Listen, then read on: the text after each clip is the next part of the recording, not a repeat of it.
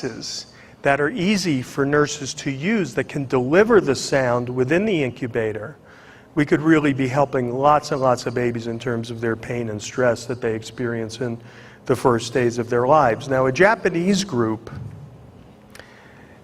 who was working on drug development for hypertension, but they were interested in music. So there are rats that are congenitally breeded to be spontaneously hypertensive. And so different chemicals are tried to bring down that rat's blood pressure in this sort of step 1 or 2, phase 1 or 2 in drug development. So what they decided to do was at night for 2 hours to play music and to see if the rat's blood pressure came down, and then to do all their really cutting edge molecular biochemical manipulations of the rat's cardiovascular system to get at if music is affecting heart rate and blood pressure, how is it doing it? What receptor systems? What chemicals are important? So here's the rat in his little box here. Here's the loudspeaker. You can probably see something in the rat. It's actually a cannula going into the ventricles of the brain so you can inject chemicals. And so they would play some music to the rat. Okay.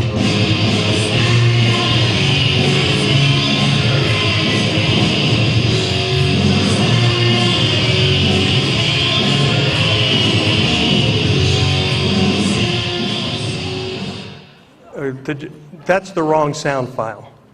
That's the rat singing. Okay, how many of you recognize that song? Yeah, so that's Smashing Pumpkins, right? They actually played Mozart Divertimento 16, one of these typical kind of Mozart kinds of experiments.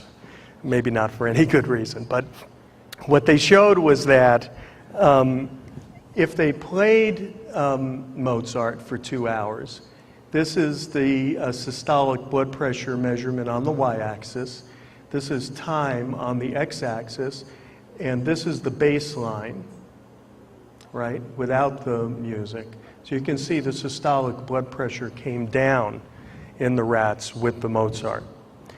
But the really interesting part of the study from a neuroscience perspective is they then injected chemicals into the ventricles of the brain that blocks specific receptors in the brain, and they showed chemical specificity to the effect.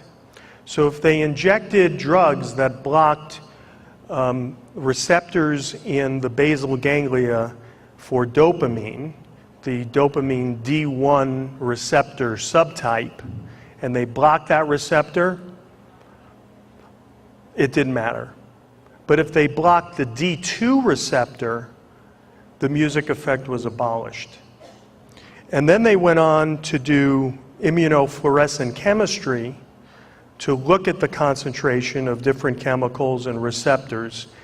And what they found was that, the color here has totally been aliased, but that a region of the basal ganglia here seemed to be an area with a high concentration of dopamine D2 receptors that were responsible for the effect of music on blood pressure. So it was a very specific biochemical effect that they showed music. It wasn't just some general effect. It was very specific to the D2 type of receptor in the basal ganglia. So to close, I want to say that it's at least been over the past 2 decades, neuroscience research in humans as well as animals has advanced basic knowledge about brain mechanisms mediating music, cognition, and emotion. The long, rich history of clinical experience in music therapy, including anecdote and introspection, that all provides a very rich source for generating testable hypotheses about how to use scientific knowledge to help sick children and adults, a major theme of our conferences. And that the confluence of scientific advances and clinical insights holds great promise for a new era in music-related research. Some people are trying to stay away from music therapy as a term, including some leading music therapists like Joanne Lowy and Suzanne Hanser, because it carries sort of all of this semantic baggage with it and methodological baggage with it. But there is a lot of potential, and it is starting to incorporate rigorous data collection and analysis methods using randomized controlled clinical trial designs. So again, thank you all for your attention. Thank you to the organizers for inviting me.